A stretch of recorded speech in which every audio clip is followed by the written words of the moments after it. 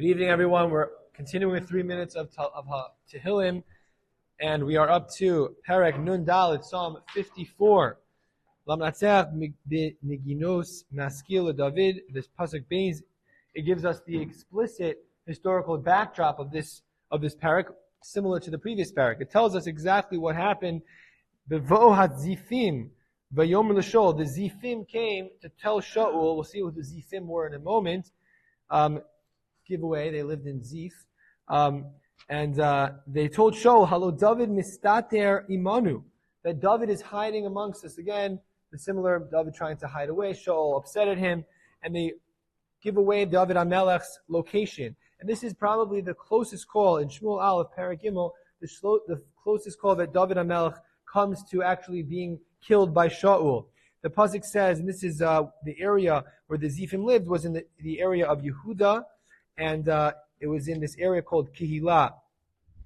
And they say, basically, David's with us, even though this area of Kehillah was in his own Shevet Yehuda. They betrayed their own fellow brother David, who came from the same tribe, and they tell him that he's hiding among us. And the pasuk says in pasuk Chavav, Vayelech Shaul mitzar hahar mizeh, that Shaul was coming on one side, David's on the mountain, and his men are coming from Mitzad Hahar Mizeh, and he's surrounded by the people that are coming to get him.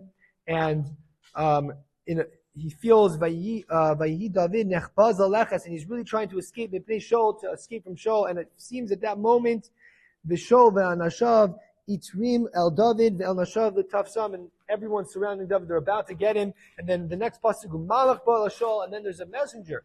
Some of the Mefarshim say it was a messenger from God.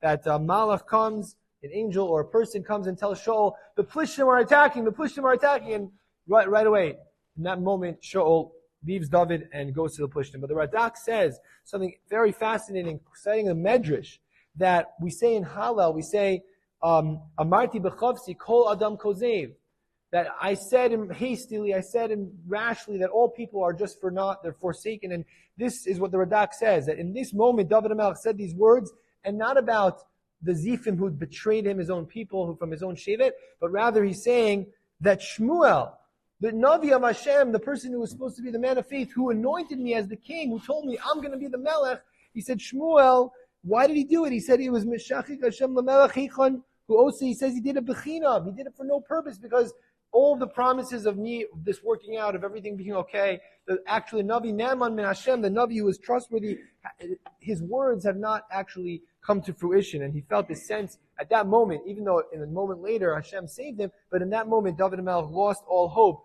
in the nevuah of Shmuel. And I think it's a consolation to us that sometimes we feel that the world we see is not the world in which the prophets are telling us it's going to happen, and that we're not seeing redemption. We're feeling like this is not kol adam kozev amarti b'chavsi. And at the same time, we have to know that that's, first of all, an emotion that is a legitimate emotion. David HaMelech himself said it. The Medrash says he said it about Shmuel, about the words of a Navi.